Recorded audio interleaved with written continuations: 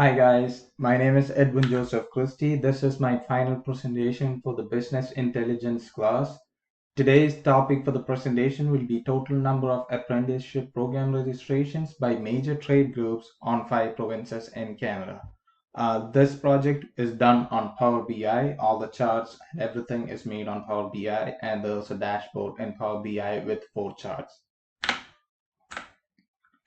So the data which I'm going to show you here today will be dating from 2005 to 2018, and it'll be on total number of apprenticeship program registration by major trade groups.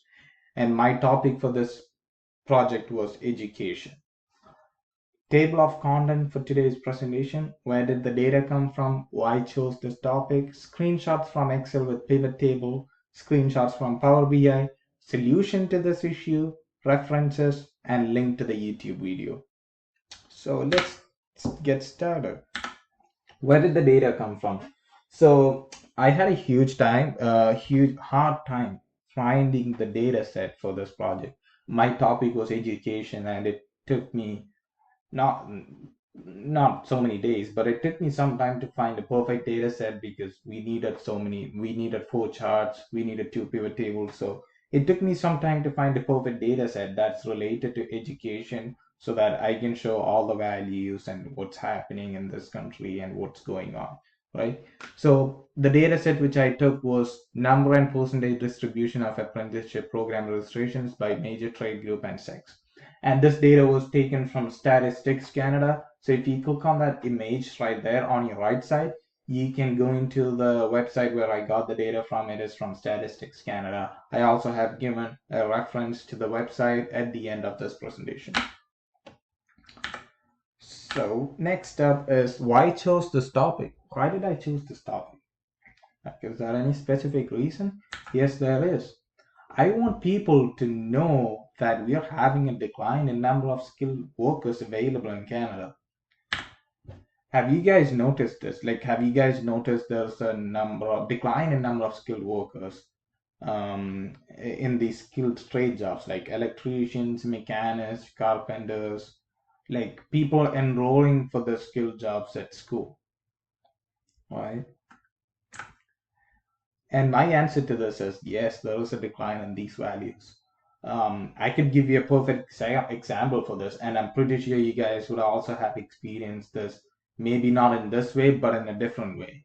My landlord had to fix his AC at his house, so he gives a call to his repair company, and then they picks up the phone, and then they give him a date, but then the date was 1 week after, and during the rest of the week every slot was filled in, and it was during summer. It was so hot, the AC was not working, and the date which he got was 1 week after. And this literally shows us that they didn't have enough electricians. Like, my landlord talked to them and asked them why it is 1 week. Can I get someone maybe the next day, because it's the AC. You don't want to sleep in a really hot weather sweating, right? They said they don't have enough electricians on their payroll right now. Right, all that stuff, all the slots are filled in, right? The above example is common these days, like in most of the fields like car repair, plumbing, electrical repairments. We must at least wait 3 to 4 days to get someone to get the issue fixed, right? Like, why? Why do we have to wait this much time to get a simple issue fixed? I can understand, like for a car repair, if it's they have to make major changes, like they have to get a new part or something, yes. But if it's a small repair, and why do we have to wait 3 to 4 days? And my answer to that previous question is very simple: shortage in skilled labor. And why does this occur? Like, not only in this country, not only in Ontario, but the whole country wide, we're having a decline in skilled labor. And this causes a huge impact in small and medium-sized businesses because they find it really hard to find people who can work for them and keep the company running. Right? Like, they need people who can work so that they can keep the company up and running, they can make profit, they can pay their workers. Most of these job positions require a degree and diploma in that specific field of employment. So shortage in skilled labor means that there is less number of people enrolling in these kind of courses, getting their diploma and degree, right? And from the data which I'm going to show you in the next few slides, you can see that the number of people enrolling for these apprenticeship program is low for these major trade is going down. This was the raw data which I got from the website which I showed to you previously. We have a lot of unwanted data right here which I don't need. So this was the raw data which I got from the website. I kind of cleaned it up a bit. We have the clean data right here. As you can see, the reference date, we start from 2005. In the raw data, it was from 1995. I felt that we didn't need that much information, so I kind of removed some columns, remove all the blank values and null values. We filtered the data to show information from 2005 to 2018. And there's gender, there's statistics, there's value. So we kind of cleaned it up, removed blank and null values to show. So this is my ultimate clean data we have right here. And we have the first pivot chart. The pivot chart is the total number of apprenticeship program registrations for top 5 major trade groups in Canada. As you can see, the value has been climbing up from 2005. We were at 5%, and then it went up to 8%, and then came down to 6%. And this is a major decline in the number of people enrolling, registering for apprenticeship programs in the top 5 major trade groups. Like in 2013, it was at the peak, 8.4%, and it was supposed to go up, climb up as like the population keeps increasing. There's more people coming into this country. This value should also go up because we need more people. Because as the population goes up, there'll be more items to fix. There's more broken things around. We need more people to do stuff, right? Skilled people. This value was supposed to go up, but it is going down, as you can see from the chart. My second chart is gender-based apprenticeship enrollment from 2005 to 2018. Hairstylist is an exception because most of the females take that course. Males don't take that course. But then when you compare all the other fields, carpenters, electricians, mechanics, user support technicians is also an exception because the ratio stays almost the same. But carpenters, electricians, and mechanics, the ratio is of male enrolling in apprenticeship programs compared to female is really high. Like females should also get the equal opportunity. They should understand that this is not a hard job. Like there's no like everyone can take up this job. Like every job has its own value, right? Like females should also be encouraged to take up this job and take up this course and enjoy this course and get into a job, a field like electrician, carpenter, or mechanic. User support technician, females and males maintain a ratio, so I'm happy about that. But then mechanics, carpenters, we need to kind of change the ratio from males to females. We should give more encourage women to take up these courses at school, enroll for these courses, and get more into these courses, right? That was my two pivot charts in Excel right there. We have the total number of apprenticeship program registration in top 5 major trade groups and the gender-based apprenticeship enrollment from 2005 to 2018. And then I uploaded the clean data from Excel to Power BI. Since it was everything was cleaned up, I didn't have to change any values here. All I had to do is export the data into Power BI. And then I started making all the charts in Power BI. This is my first chart. We have the number of apprenticeship program registration based on gender. So we have males and females, and as you can see, males dominate here. They take up 83.01%, and females take up 16.99%.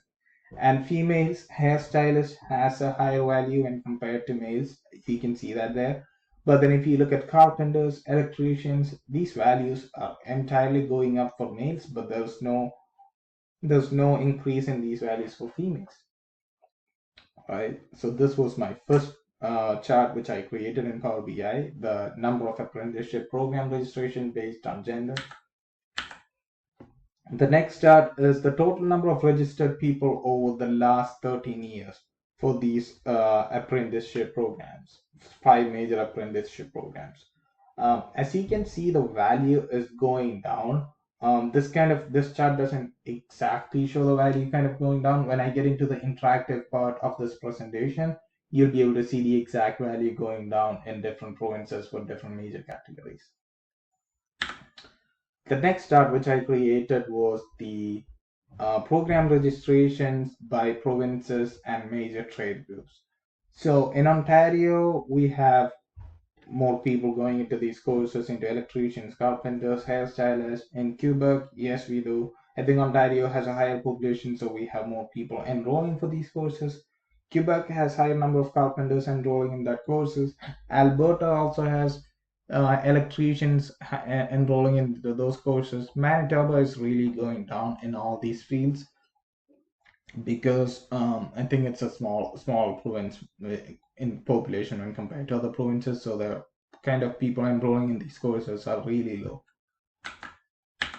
The next chart is a pie chart which I created, which shows the total number of registration in 5 provinces. As you can see, Ontario outstands all the other 4 provinces with 36.10% enrollment in these courses. We have Quebec, we have Alberta, we have British Columbia, we have Manitoba. Manitoba is kind of 3%. I think it's because less number of population, so cannot complain about it, right?